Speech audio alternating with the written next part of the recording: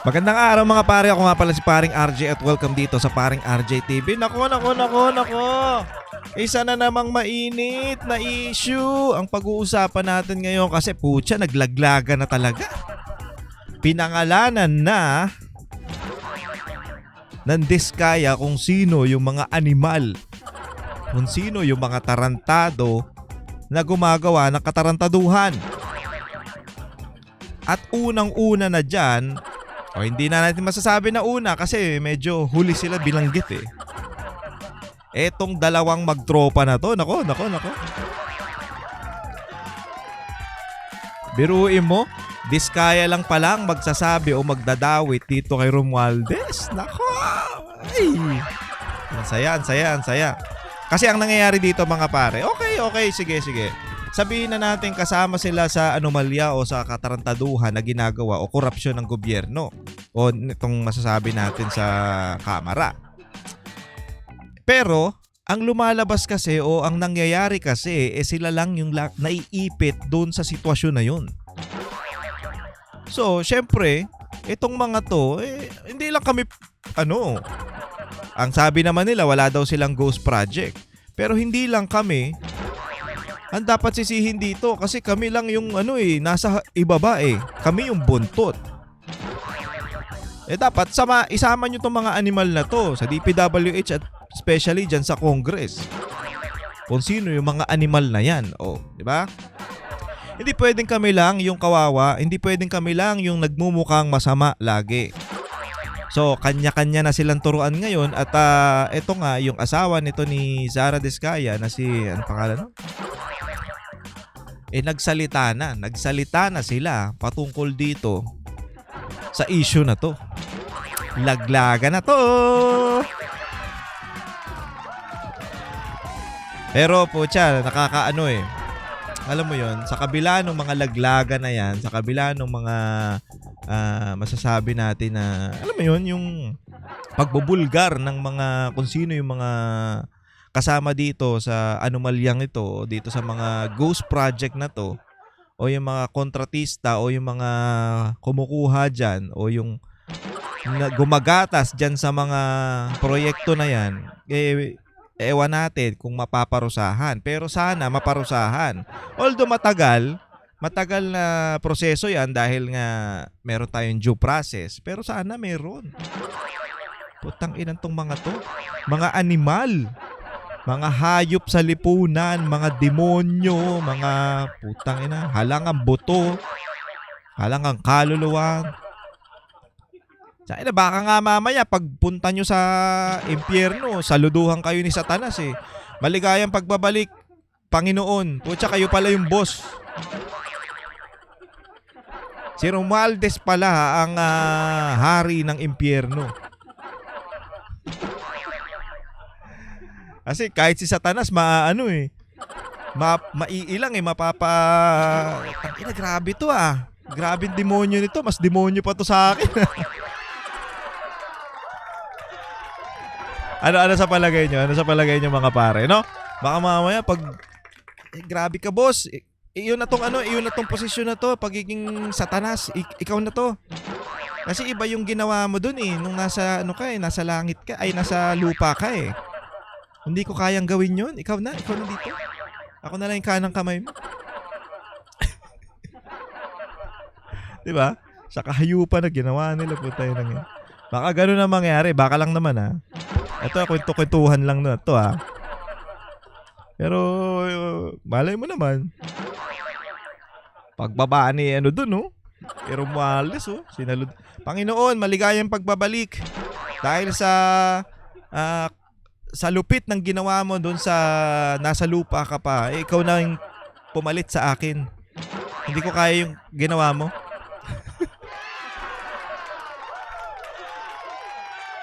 Di ba? Anyway, ito nga yung issue natin ngayon kasi pinangalanan na ni Diskaya yung mga sangkot o yung mga kasama nila pagdating sa pangungurap. Tignan nyo mabuti pakinggan nyo mabuti kung ano yung mga Ay, nako, nakakagulat talaga. Ewan ko biruin mo, isipin mo 'to, iba talaga gumalaw ang Diyos, eh. Biruin mo, sa kanila yung ano, sa kanila yung sige lang sila ng sige nung mga unang taon, mga unang panahon. Pero ito na, lumabas na, naglalabasan na at nagtuturuan na sila. Biruin mo, wala namang masasabi natin na nag-imbestiga mismo o yung masasabi natin na nagturo ng mga ganyang project, mismong yung katropa nila na si Marcos. Mismong yung presidente nila na si Marcos na I think kasabwat naman talaga yan. O kasama yan dyan o alam niya yan. Di umano. Alam niya yung mga nangyayari na yan pero hindi nagsasalita. Ngayon, nagkabukingan nung pumunta dun sa Bulacan at nakita, uy, may ghost project. Dun na sumabog. Biruin mo, iba talaga gumalaw eh. Iba talaga gumalaw eh. Dahil sa iniisip nga natin, kung etong mga to na bubunyag na yung mga katarantaduhan nito, paano pa pagdating ng panahon na si Marcos naman ang puntiryahin o ang balikan? 'Di ba? Kasi dun sa mga ginagawa niya, na wala namang katuturan. O, 'di ba? Yung balik sa kanya ang mahirap. Kasi ito, isa-isa na oh. Dahil sa mga katarantaduhan nyo, may balik yan sa inyo. Oo, sige, yumamang kayo. Tapos may bali-balita pa nga ngayon na si Zaldico, 'di ba, nasa US na nga yan at nagpapagamot nga daw, medical kemerot niya. Bigla daw high blood. Tumaas daw yung dugo. Sino ba namang hindi tataas ang dugo pag nabanggit yung pangalan mo dyan sa Senate hearing? Talagang ma-high blood. Bakit pinanggit siya pangalan ko dyan? Kahit sino ma-high blood dyan.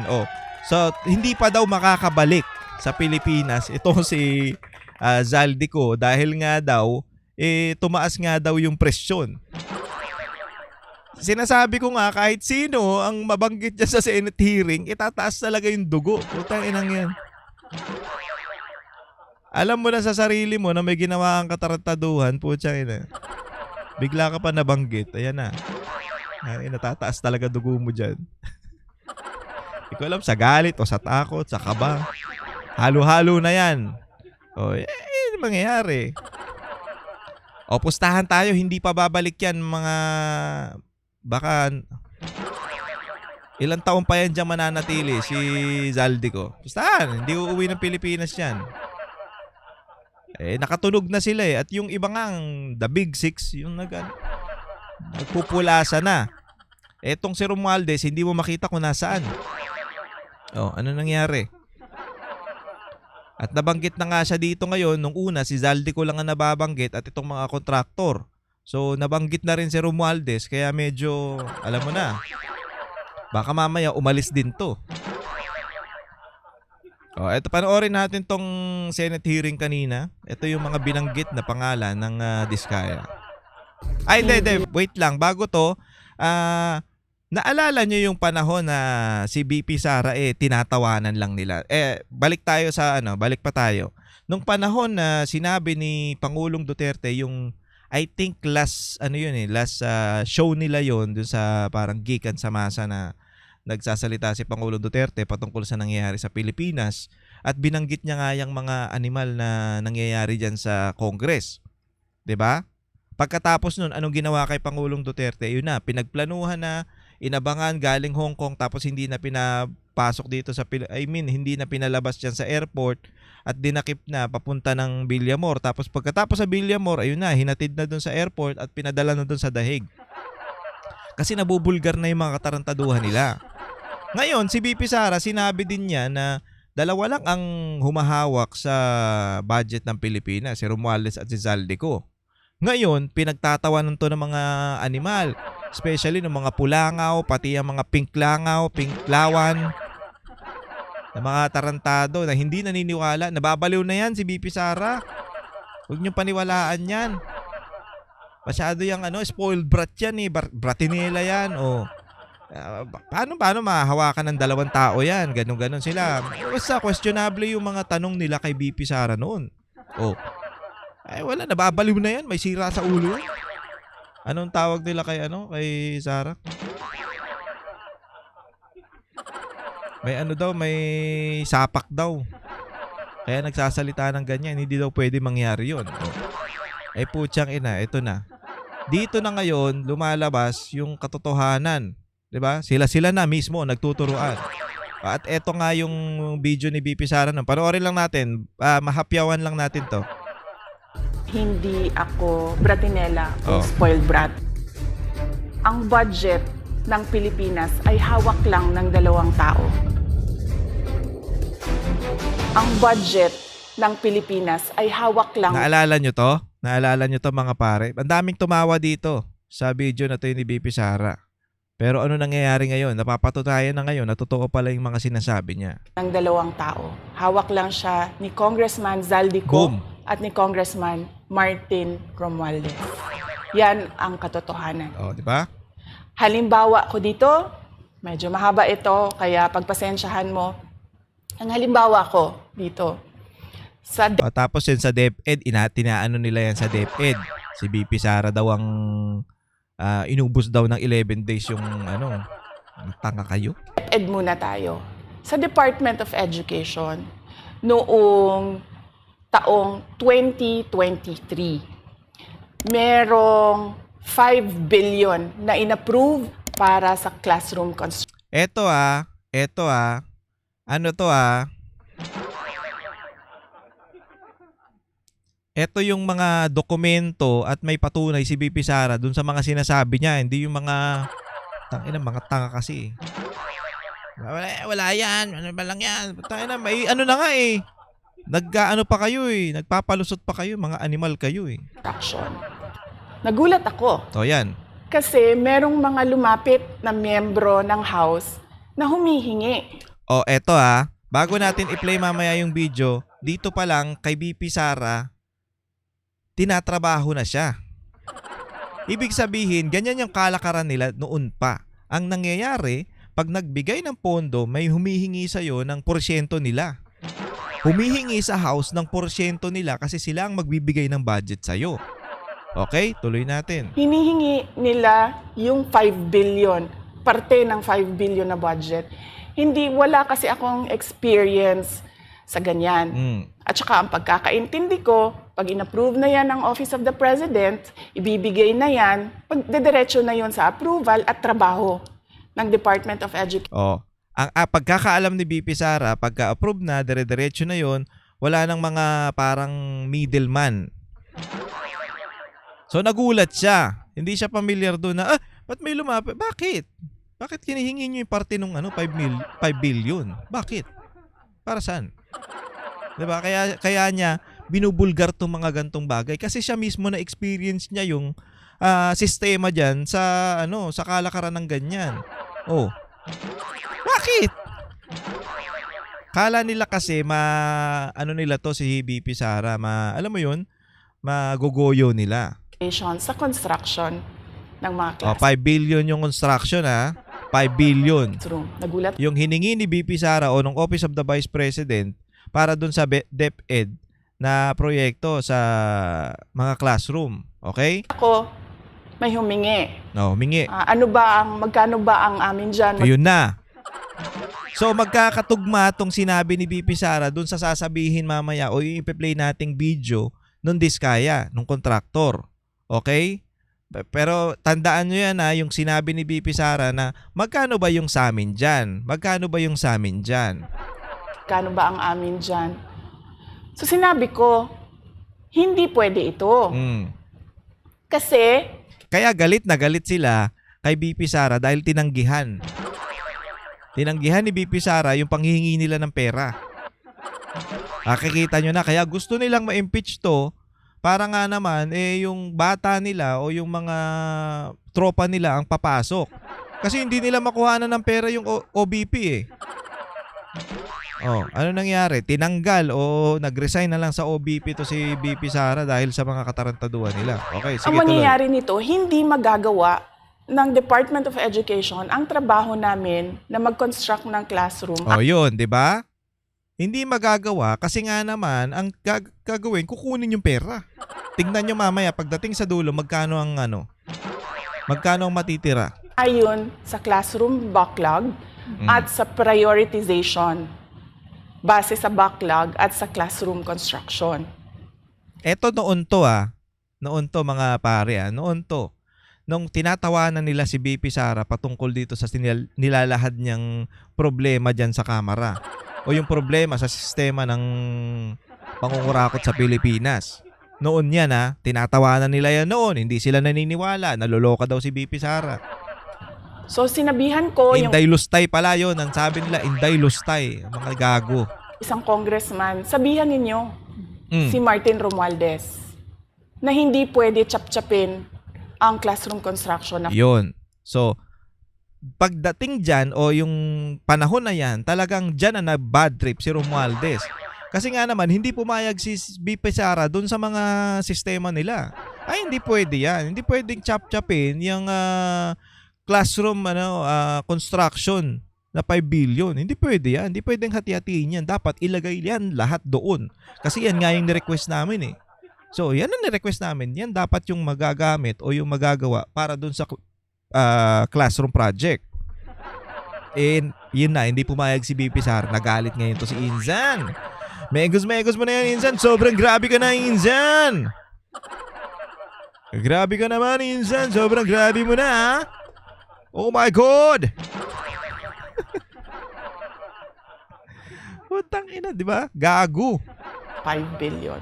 Kaya kung makikita ninyo sa Ayan budget ebidensya proposal na approved ng Office of the President, 5 billion yon. 5 billion. Pero nung lumabas yung GAA o yung budget approved noong 2023, naging 15 billion siya. Yun, di ba? Naging 15 billion kasi hindi pumapayag si BP Sara na, alam mo yun, ang na-approve ng presidente, 5 billion. Okay, sold. Kasi para yan dun sa mga project ng classroom. Ngayon, hindi pumapayag si BP Sara na, alam mo yun, na hindi pa pwede, hindi nyo pwedeng bawasan yan. Ngayon, ang ginawa nila dun sa GAA o yung sa huling sa huling proseso ng pag-deliberate ng budget, ginawa nilang 15 billion. Di ba? Dahil hindi nga ako pumayag na kunin yung 5 billion, dinagdagan nila ng 10 billion yung classroom construction. Di ba? Kita mo ka-demonyo. Dahil hindi nila mapapayag si BP Sara, ngayon dinagdagan nila ng 10 billion from 5 billion naging 15 lahat plus yung 10 para meron sila makurakot. Hindi pumayag si BP Sara na no. Hindi pa pwede yan, wala kami makukuha sa iyo. Kailangan meron. Ginawa nilang 10 billion. Putang ina, kademonyo, no? Ng Department of Education. Yung 10 billion na yon hindi kontrolado ng Department of Education. Controlled yon ni Congressman Zaldico at Congressman Martin Romualdez. Ayun na, putang ina, 'di ba? So, natandaan niyo yung mga lumapit at nagtanong ng meron ba kami diyan, magkano yung sa amin diyan? Natandaan niyo 'yon, tandaan niyo 'yun, ha? Kasi dito sa play nating video dun sa bilanggit ng mga Diskaya, maririnig ulit natin yan yung mga, hindi naman exact pero parang ganun ang nangyari. So, ang sistema nung panahon na yon, yung kay BP Sara, binulgar niya yan. Sinabi ni BP Sara yan pero walang naniniwala. Ang pinapalabas pa rin nila na si BP Sara ang naglustay o naggamit ng pera na yon. Pero mo, nakalagay doon sa approved ng presidente 5 billion, pero pagdating dun sa GAA, which is yung last, naging 15 billion. So, dahil hindi ka pumayag, BP Sara, Madam Zara, dahil hindi ka pumayag, dadagdagan namin ng 10 billion yan. So, magiging 15 billion at yung 10 billion ay sa amin na yun. Diba? Wala problema kahit hindi ka pumayag. Kami nang bahala. Nakita niya yun. Kaya binubulgar niya at sinasabi niya. Ngayon, sa panahon na to, ano ba nangyayari? Totoo ba yan? Kasi nung nakaraan, sinasabi nila na, nag-hallucinate lang yan si BP Sara. Ano kasi yan buang-buang. Sinasabi nila yan nun.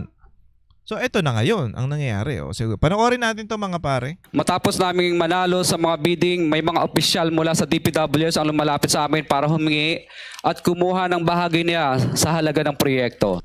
Kita nyo? Dito naman sa ano na to, actually, dumaan sa DPWH tapos meron din yung congressman.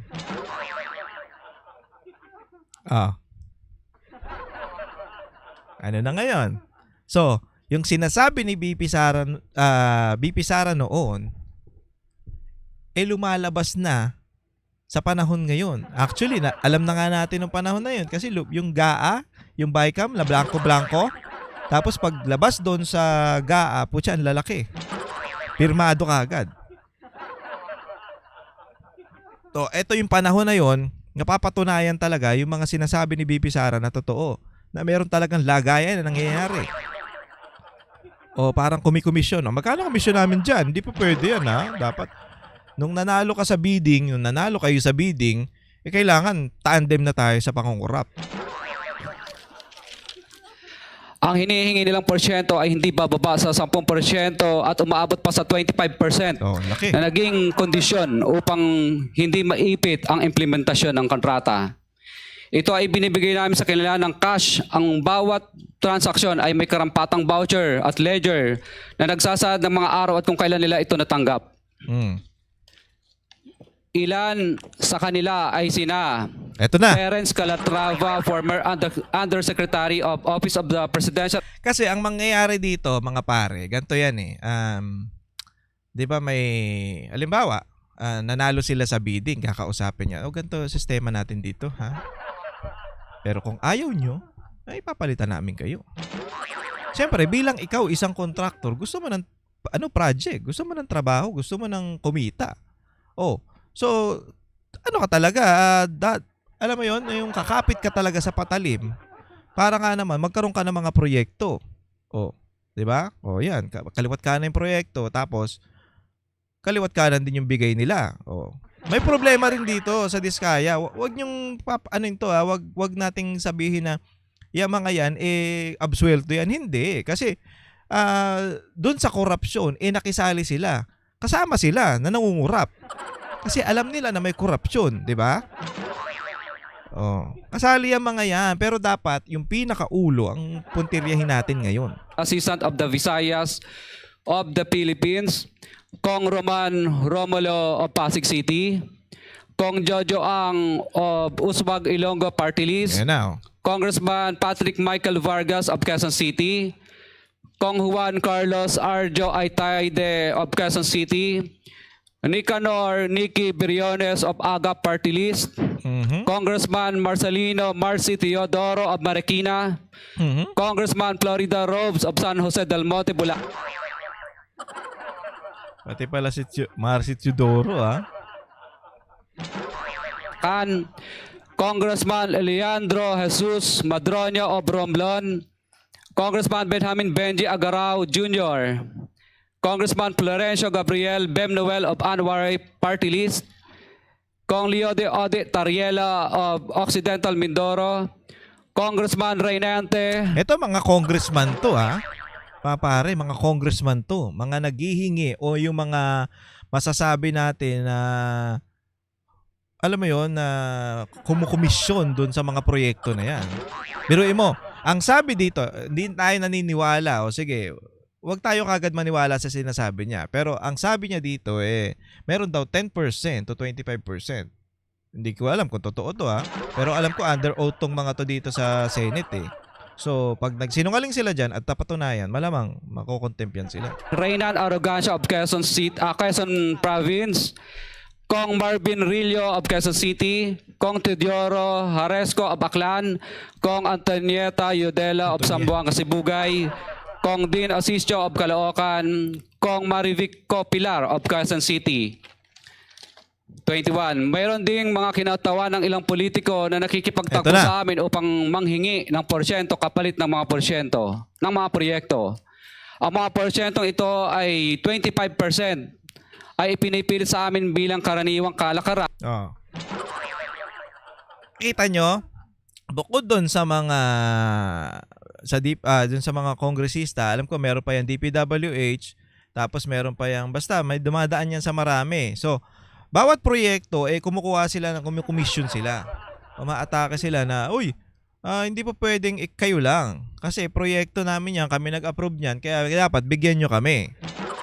So, alimbawa, sa 100% na project, ang kumukuha doon, meron 25%, meron 10%, merong 20%. So, nauubos doon sa mga kumikomisyon. Doon sa mga kumukuha, doon sa mga politiko o yung mga district engineer na tumatrabaho dyan. O doon sa mga masasabi natin na mga hayop na animal na nakikinabang sa mga pangungurap nila. O doon sa proyekto nila, o 'di ba? 'Yun ang problema. So, marami pa lang dinadaanan itong mga masasabi natin na project na 'to. Okay, sige. Para sa ano lang, sa kwentuhan o sa usapan lang natin. Ngayon, pagdating sa mga kontraktor, anong nangyayari? Bakit nagiging substandard? Kasi marami nang nakaltas dun sa proyekto. So pagkakasyahin na lang ng kontraktor tong mga proyekto na to o yung pera na to na natira para dun sa project matapos lang. Kaya nagiging substandard kasi wala nang pera. O sabihin na natin maliit na lang yung pera na nakukuha nila para dun sa proyekto na yun. Siyempre, yung mga yan, hindi naman yan papayag na hindi kumita yan. So ang mangyayari kung masasabi natin na kung sila magagawa ng substandard, yung mga murang kukunin nila, yung mga mahihinang klase, para nga naman pagdating ng ng kitaan, meron pa rin silang makukuhang pera o may kikitain pa rin sila para dun sa project na yon. Okay, sabihin na nating maliit pero malaki pa rin yun. O sabihin mo na sa project na yon, sa isang project kumita ka ng 10 milyon. Pero ginawa mong yung malinis na yung 10 milyon na yun. Kasi substandard na lang ang ginawa mo kasi nga nahati-hati na yung mga excuse me. Nahati-hati na yung mga pera. Imbis na yung budget doon sa isang lugar 55 million, for example, dahil sa hatian ninyo na bawasan na ng 5 milyon, nabawasan na ng 10 milyon, ang natira na lang sa kontraktor 20 million. So sa 20 million na yun, hindi pa pwedeng hindi kami kikita. Lugi naman kami. O kami yung magtatrabaho nito, kayo lang yung nakinabang. Ang gagawin nila ngayon, so para sila kumita, for example lang to mga pare yung 10 million ay yun ang pang project nila na which is magiging substandard kasi nga yung pinropose nilang budget doon sa project na yun 55 million. So, kung magbabawa sila ng halimbawa, ang kailangan nilang kumita ng, syempre, para mabawi din namin yung pinaghirapan namin. So, yung 10 million, kukunin na nila yon. So, yung 40 million, doon na yun sa mga dapat na papunta. O, sabihin na natin yung 10 million na lang o 5 million na lang ang nila. So, magiging substandard talaga kasi yung project na yon, ang budget na naka-allocate doon 55 million. Biruin mo naging 5 million. So titipirin talaga. Para nga naman meron din silang kita. Ganyan ang nangyayari. Dahil sa madami ang pumipitas doon sa mga project na yan, marami ang kumukuha o nangungumisyon doon sa isang project, malamang titipirin talaga at magiging substandard yung mga materyales. Hindi papayag yung kontraktor na wala silang kita. Yun. Kaya nagyayari, nagbabagsakan, nasisira. Kasi substandard yung materyales. 'Di ba? Eto, isang project lang 'yon. Paano pa yung mga ibang project pa? Napakarami niyan. Isang project lang yung example natin Sa isang project na 'yon, 55 million. Paano pa yung mga billion? Putay na. Grabe na to. Na wala akong kakainang tanggihan. Ilan sa kanila ay sina Regional Director Eduardo Virgilio of DPWH Region 5. Director Ramon Ariola III of Unified Management UPMO, District Engineer Henry Alcantara, DPWS Bulacan First, Undersecretary Robert Bernardo, District Engineer Aristotle Ramos of DPWS Metro First, Pasig City, District Engineer Manny Bulusan of DPWS North, Manila Deo, District Engineer Edgardo C. Pingol of DPWS Bulacan Subdeo, District Engineer Michael Rosaria of DPWH Quezon Second Day. Pero ano mga pare, medyo nakakatakot tong pagsasalita nila. Oo, kasi binunyag nila eh. Nagbigay sila ng, hindi naman sila pwedeng magsabi dyan na wala silang ebidensya o masasabi dyan na magsabi lang sila ng pangalan na, alam mo yun, nagawa-gawa lang nila. Hindi pwede. So, talagang itong mga to, kasabwat nila to sa pangungurap. Now, ang gagawin niya mga yan, medyo galit talaga yan. Magagalit. Tapos, ba't binanggit niyo ako? Bakit? So, yung safety nitong pamilyang Diskaya, medyo maaalangan ngayon dahil binunyag nila yung mga katarantaduhan na nangyayari o yung mga kasabwat dun sa mga katarantaduhan na ginawa nila. Again, sila, kasama tong contractor na to. Kasama yung mga contractor na yan. From district engineer, contractor, lalong-lalo na yung mga congressman. Kasama yan sa mga katarantaduhan at pangungurap. Hindi natin yan pinapalampas. Pero, isipin nyo na lang, ang pinakapunot dulo nito, yung nagbibigay ng budget, which is dun sa Congress. Yun ang dapat putulin. Karamihan sa mga kawani ng DPWS na nabanggit sa itaas ay paulit-ulit na binabanggit ang delivery ng pera ay para sa kay Saldico na dapat at least 25%. Putang ina, no? So, kailangan nag-deliberate ng pera o yung maggagawa ng mga project o yung magbibigay ng project sa'yo, magdi-deliberate ng budget na to, yung 25% ng binigay nila o yung i-approve nilang budget, kailangan kay Zaldico. Ganong katindi. Isang proyekto lang yun. Oh, every project, every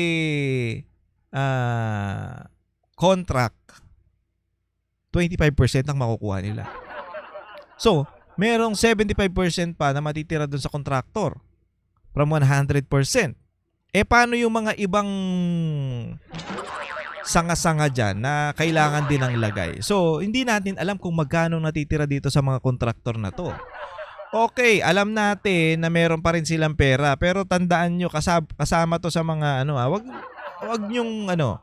wag nating puntiryahin lang sila at wag nating sabihin na inosente sila o yung absuelto sila. Hindi natin sinasabing ganyan. Kasama lahat yan sa korupsyon. Yang mga tumarantado sa mga proyekto na yan. Kasama yan yung mga nakakaalam kung sino man yung mga yun. Kasama yan. Si Kong Marvin Rillo naman ay ilang beses na binabanggit ang pangalan ni Speaker Martin Romualdez Ayun na po. bilang Tapos, ang nangyari, yung sinabi niya pa mismo kung sino yung nagbabanggit ng mga pangalan ni Zaldico at ni Romualdez. Ngayon, baka maputukan yung mga yun. At yun ang dapat na masasabi natin na i-invite ngayon dyan sa Senate hearing. Dapat sila yung magsabi kasi sila yung pinangalanan eh. Iimbitahan natin to. O, ano ba sinasabi nyo? Bakit lagi yung binabanggit sila Romualdez at Zaldico pag kumukuha kayo ng komisyon? Na 25%. Bakit nyo binabanggit? O. Sila ba mismo ang nagsasabi na kumuha kayo? O, doon na natin malalaman. Niyang malapit na kaibigan. 25. Sa tuwing umiinom kami sa Wine Story sa BGC Uy! at El sa Shangri-La Mall, sinasabi pa ni Kong Rillo na lahat ng kanyang request para sa pondo ay galing pa mismo sa unprogram funds at insertion na inaaprubahan ni Speaker. Ito yun, putang ina mo. Lumabas na. So lahat ng project, nanggagaling lahat kay Speaker. So si Speaker ang nag-a-approve niya mga yan. Ang tao ni Marvin Rillo na si Bogs Magalong ang pumupunta sa amin para kunin ang pera sa aming opisina o Uy. sa Wine Story. Si Kong Jojo ang naman lagi ring binabanggit sa lahat ng project sa kanya ay papondo ni Speaker at ni Saldico. Oo. Lahat ng project papondo ni Speaker at ni Zaldico. So, pondo yan, kailangan nating ibalik yung para sa kanila. Diba? No, hindi, kasi gato yun eh. Hindi natin, ay sir, Mr. Contractor, hindi natin makukuha to kung hindi dahil sa tulong ng mga nasa taas, which is si Zaldico at si Romualdez. So, hindi natin makukuha tong mga proyekto na to kung hindi dahil sa kanila. So, kailangan magbigay tayo sa kanila. At least 25% para makaulit tayo, ganun. So, syempre sila, dahil nga negosyo nila yan at kailangan nila ng kumita, kailangan nila ng panindigan na yan, magbibigay sila automatic. Kasi, once na hindi sila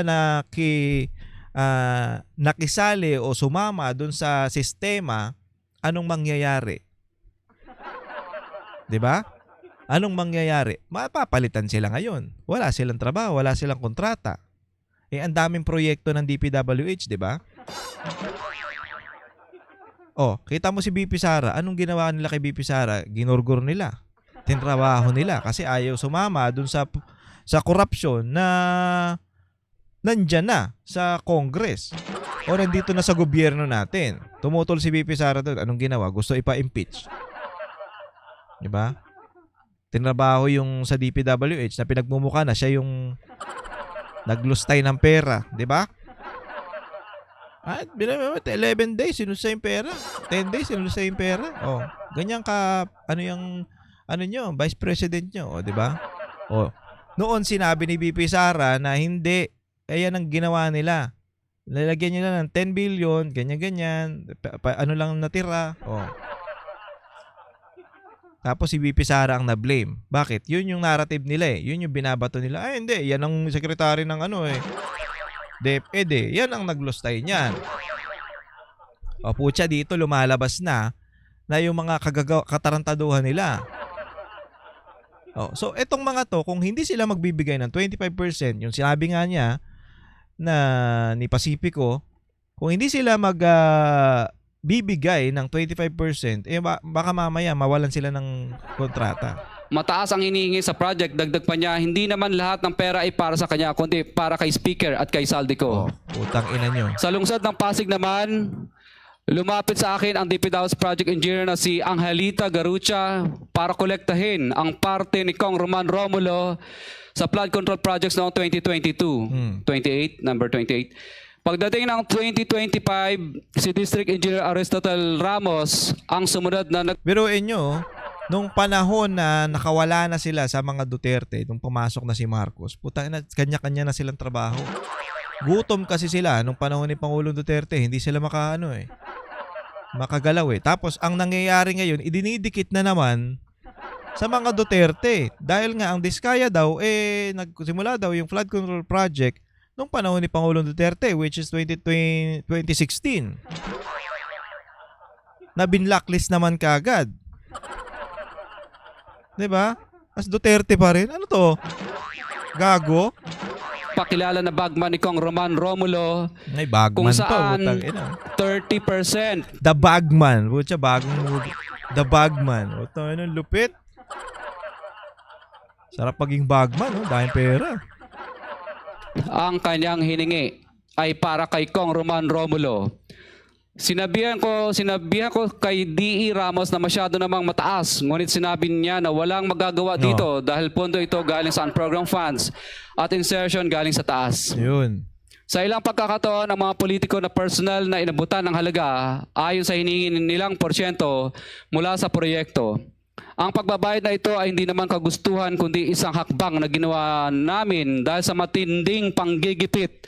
Ilan sa kanila ay sina Kong Antonieta Yudela kasama ang kanyang asawa, Kong Marvin Rillo of Quezon City, Kong Nikki Briones of Aga Party List, Arturo N. Atayde, ama ni Kong Arjo Atayde,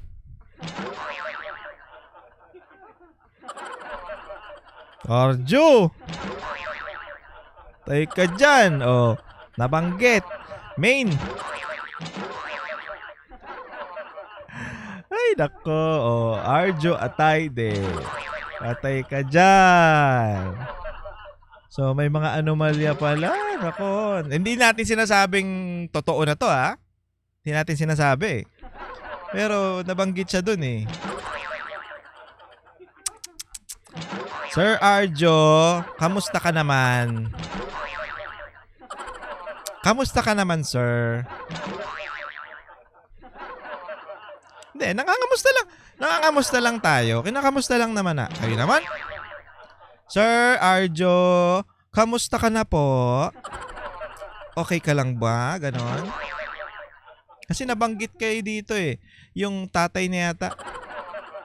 Oh. Nagkagulatan tayo ngayon. Putang ina. Kong Florencio Gabriel Bem Noel of Anwaray Party List, Kong Eliandro Jesus Madroña of Romblon, Kong Benjamin Benji Agarao Jr. Bagamat naging matinding pagsubok ang kabawasan ng pondo na nakalaan sa proyekto, pilit at matapat naming sinusunod ang bawat espesifikasyon na nakasaad sa Program of Works na nakasaad sa proyekto ng DPWH.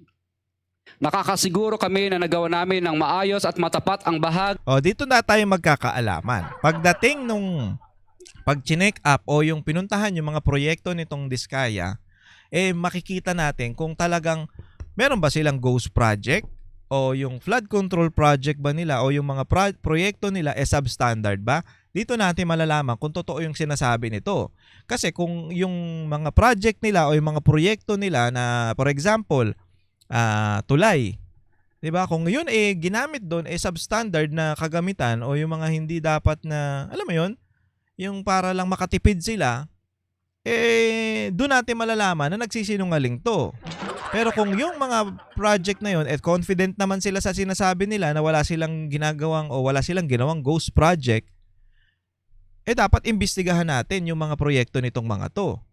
Kung talagang nagsasabi sila ng totoo na wala silang nilabag o tama yung yung specification ng mga kailangan ng DPWH para magawa yung mga proyekto na yon, 'di ba? Ganun kasimple.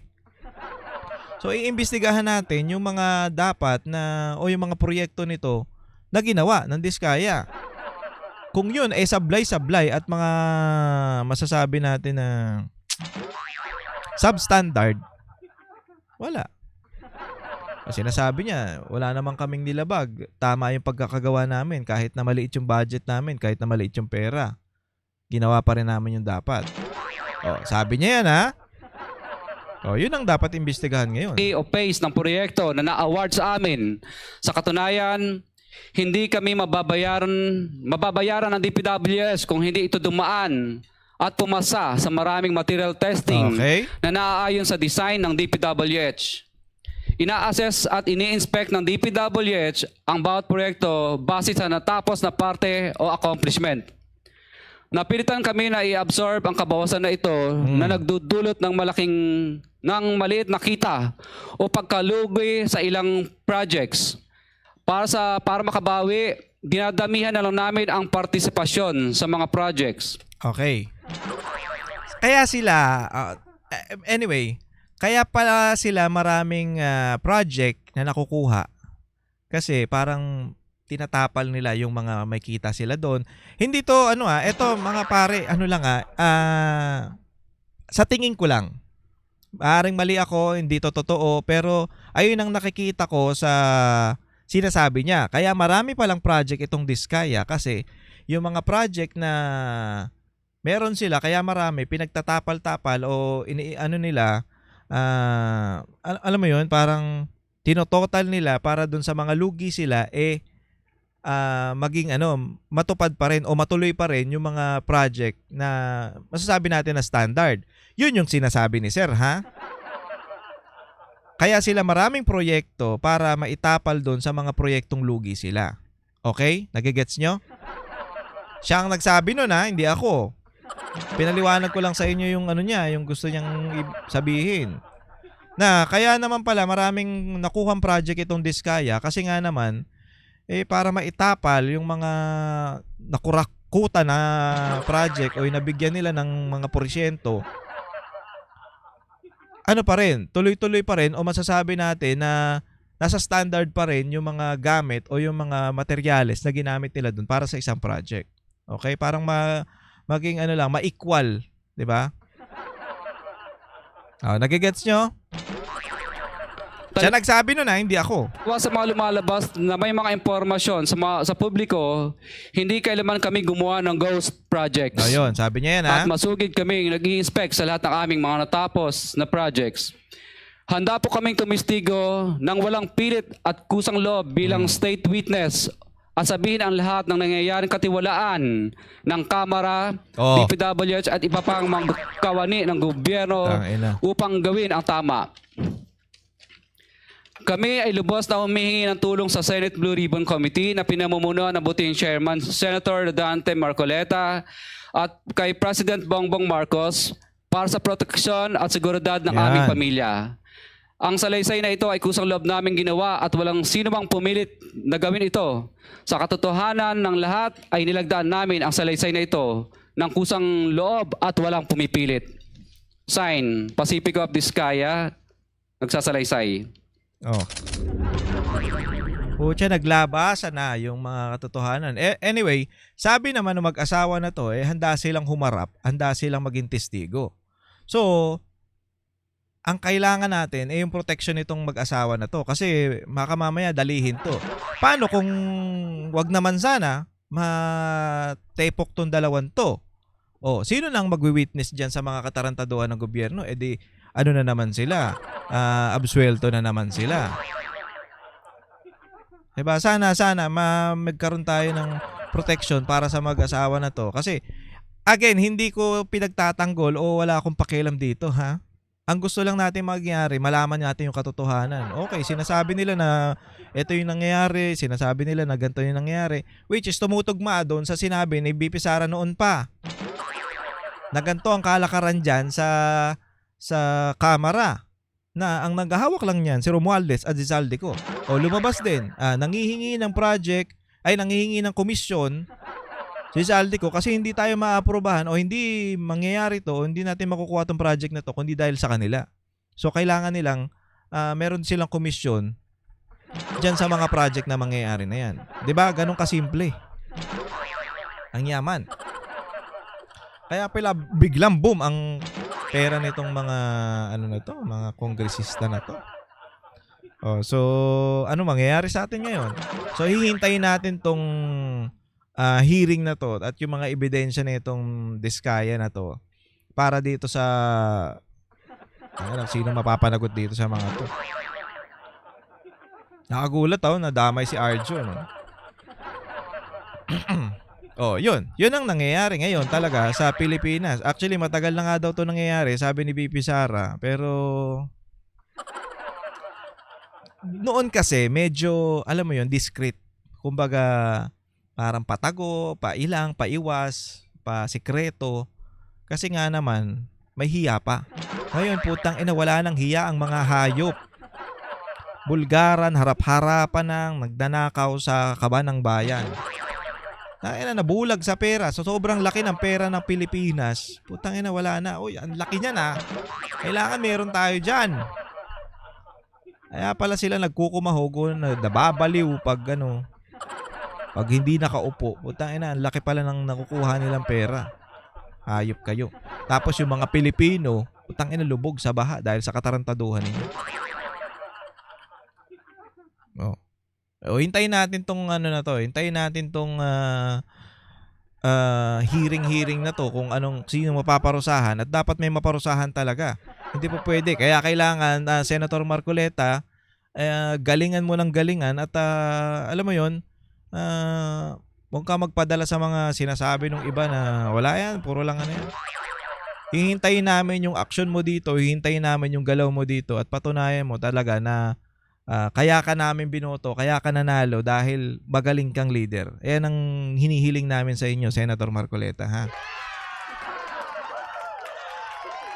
Kailangan may maparusahan, kailangan may matanggal dito at may makulong. Dapat patayin. Joke lang. Anyway mga pare, hanggang dito na lang muna ang ating video. Maraming salamat sa pagsama sa akin. Kung hindi ka pa nakasubscribe, please subscribe to my channel at huwag kakalimutang mag-like at mag-share ng ating mga videos. Ganon din ang paring RJ. Facebook page na nasa Facebook. Gulo-gulo mo paki-follow ang aking Facebook page na Paring RJ. Ganon din ang aking TikTok account na Paring RJ Banateros. Yan. Okay. Maraming salamat mga pare. Ako po si Paring RJ. Para sa inyo po ito. Kami ang boses ng masa, hindi natatakot. Katotohanan lang, di kami nalulunod. Walang bahid ng sismis, lahat ay totoo. Kahit sino ka pa, pag mali ka babanatan ka. Walang pinipili kulay, wala kaming kinikilingan. Basta para sa bayan, kami lalaban. Pagdama palakpakan, pag mali banatan. Di matitinag, di matatakot. Para sa bayan, tuloy ang sigaw. Sa harap ng kamera, walang halong takot. Mga baluktot, lahat kayo'y tutumba.